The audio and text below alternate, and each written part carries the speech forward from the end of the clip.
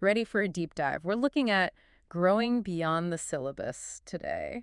Not just for students, though, right? Definitely not. It's got some great stuff for like anyone who wants a fresh perspective on things. Lots of good reminders, even for someone like me who reads this kind of stuff all the time. Exactly. And it's Yeah. written in such an engaging way. It's not like a boring textbook or anything. That's what I liked about it. It really pulls you in with the stories and analogies. Yeah, like right off the bat, they talk about this idea of perspective being like your superpower. Oh, yeah, with the twins, right. Exactly. Identical twins, same upbringing, but they see the world in completely different ways. It's amazing how that works, isn't it? Like, even with the same genes and everything, It makes you realize how unique we all are. it's like our own individual experiences really shape how we see things. Yeah. And this book really encourages you to embrace those differences. Instead of trying to fit in all the time, you know? Totally. Which, speaking of fitting in, did you ever hear about that experiment, the Ash conformity experiment? Oh, yeah, the one with the lines? Yeah, where they ask people to match lines, and even when it's obvious, some people still go along with the wrong answer just because everyone else is saying it. It's crazy, right? Yeah. Shows how powerful social pressure can be. In this book, it connects that to the pressure we all feel, not just teenagers, to conform, even when it goes against what we know is right. It's about finding that balance, though, right? Between being true to yourself and navigating those social situations. For sure. And the book actually gives you strategies for dealing with that, which I thought was really helpful. Yeah, it's not just about, like, be yourself. Yeah. It actually gives you tools to put that into practice. Exactly. Okay, but can we talk about the whole what you believe you become thing for a sec? I was a little iffy on that at first, to be honest. Yeah, it sounds a bit woo-woo, but I kind of get it. The way they explain it, with the analogy of the child and the sapling, it just makes Oh, sense. right, with the self-belief being like the fertilizer. Exactly. You need that inner confidence to really thrive. It's like we all need those basic things, like good soil and sunlight. But that extra boost, that belief in yourself, that's what makes all the difference. I like that analogy. It's like that whole law of attraction concept. Have you heard of it? Oh, yeah, for sure. The idea that what you focus on, you attract, whether it's positive or negative. And this book ties it all together, how cultivating a positive mindset can lead to more positive outcomes. It's interesting because I used to be pretty skeptical about that kind of stuff. Me too.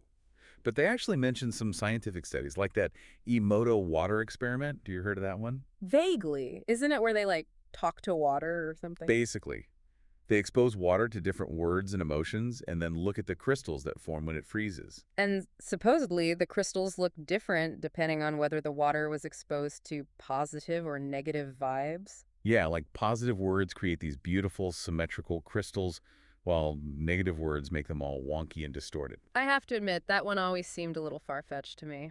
Right. But the book doesn't present it as hard proof, more like a thought experiment.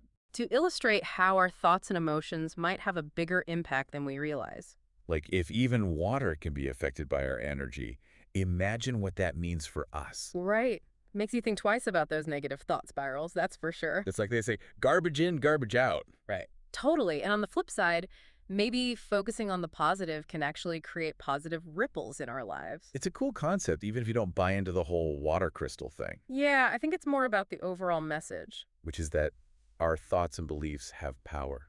Yeah. They shape our reality. Okay, so what about this third ray business? I had to look that one up. Right, yeah, it basically means seeking advice or counsel. Right, and the third ray is about going beyond your usual circle for guidance. Like not just asking your best friend or your mom, but looking for someone with a totally different perspective. Someone who can offer a fresh angle, like a mentor, a teacher, even someone you admire from afar, right? Exactly. Someone who can challenge your assumptions and push you to think outside the box. It's funny how we get so stuck in our own heads sometimes, we forget to look elsewhere for wisdom. Right. The third ray is all about expanding your horizons and seeking out diverse perspectives. I dig it. It's about recognizing that everyone has something valuable to teach us. And sometimes the most unexpected sources can offer the most profound insights. Absolutely. So it's not just about what you believe, but also who you're surrounding yourself with and where you're seeking that guidance. It's about diversifying your sources of knowledge, expanding that network of support. And being open to learning from anyone, anywhere, at any time. So we've talked about like perspective and self-belief. But what about when things get tough, you know? Right, because life isn't always sunshine and roses, right? This book doesn't shy away from that, which I appreciated. No, it definitely keeps it real. It acknowledges that challenges are a part of life. But it's not about just getting through them, right? It's about how we respond to those challenges Okay, I like that. instead of just reacting. So what's the difference exactly? Reacting is impulsive, like letting your emotions take over. Oh, so like when you get bad news and you just freak out? Exactly. But responding, that's about taking a beat, Okay. assessing the situation. So you don't just immediately like fly off the handle. Right. It's about making a conscious choice Mm-hmm. about how you want to act. That makes sense, but how do you actually do that, especially when you're stressed or upset?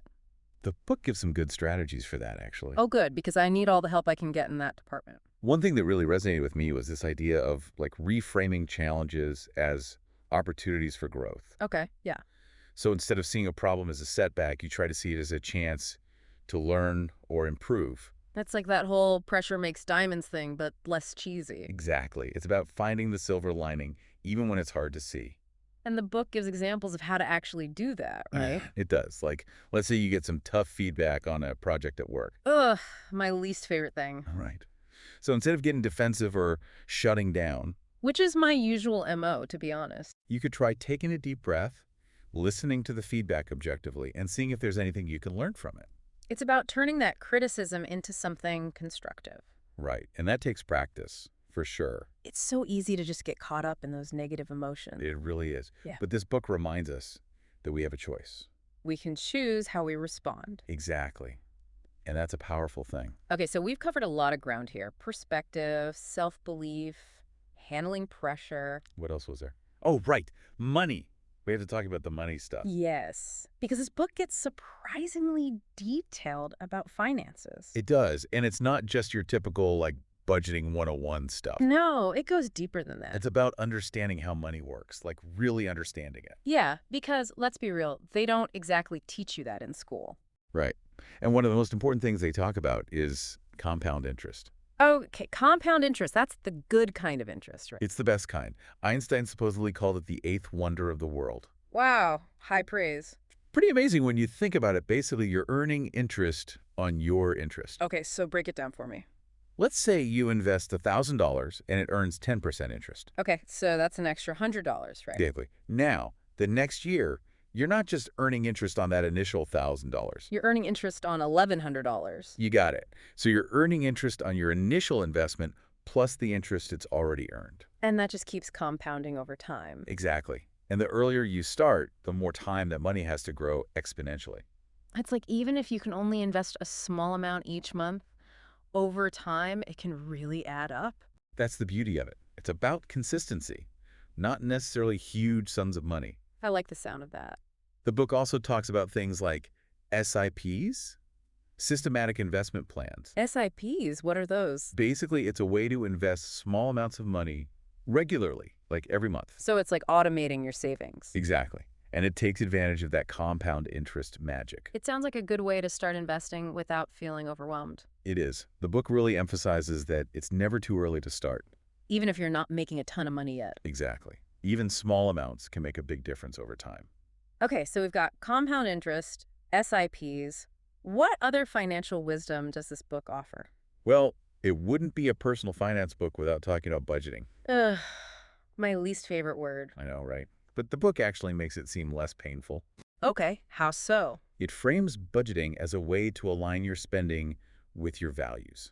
So it's not just about, like, depriving yourself. No, it's about being intentional with your money. Okay, that makes sense. Like that 50-30-20 rule. Have you heard of that one? Vaguely, remind me. 50% of your income goes towards your needs. Rent, groceries, bills, all that fun stuff. Then 30% goes toward your wants. Like eating out, entertainment, that kind of thing. Exactly. And then the remaining 20% goes towards savings and debt repayment. It sounds simple enough when you put it like that. It is a good framework to start with. And it's not about being perfect, right? It's more about having a plan. Exactly. And adjusting it as needed. Because life happens, and sometimes you go over budget. It happens to the best of us. The important thing is to be aware of your spending habits. And make adjustments where you can. Right. And this book gives you the tools to do just that. Okay, so we've covered a lot of practical stuff, from handling pressure to managing money. Yeah, this book really runs the gamut. But there's one more concept I want to touch on, this whole smart race versus rat race thing. Oh, yes. That was a good one. I'd never heard of that before, but it really resonated with me.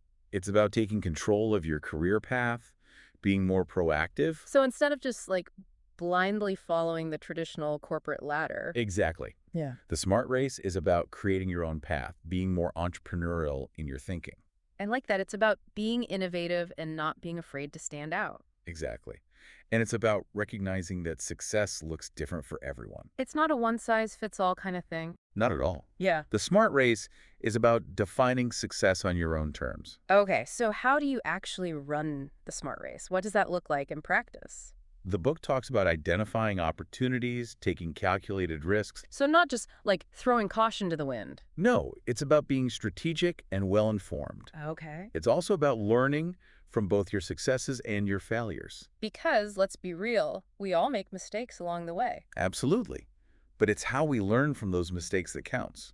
The book encourages us to embrace failure as a part of the process. Exactly. It's not about being perfect. It's about being resilient. And constantly learning and growing. Right. And the smart race is all about that. It's about being a lifelong learner. So it's not just about what you achieve, it's about who you become along the way. Exactly. It's about personal and professional growth going hand in hand. And finding fulfillment in the journey, not just the destination. Okay, so shifting gears a bit. This book also dives into time management. Oh man, that's something I always struggle with. Me too. It's a constant battle. There's just never enough time in the day. Right. But this book actually breaks down how much time we actually have. Which is probably terrifying when you see it written out like that. It is, but it also makes you realize how precious every minute is. So we need to be more intentional about how we spend our time. Exactly. And the book offers some really practical tips for doing just that. Like what? Spill the tea? Well, first and foremost, it talks about the importance of sleep. Okay, that's something I definitely need to work on. The book dives into the science of sleep. Oh, so it's not just your mom telling you to go to bed early. Right. It explains how even small adjustments to our sleep schedule can make a huge difference. In everything from our mood to our productivity. Exactly. And it also talks about our obsession with screens. Oh, yeah, that's a big one these days. It's not about demonizing technology, but about finding a healthy balance. Because it's so easy to get sucked into that digital world. It really is.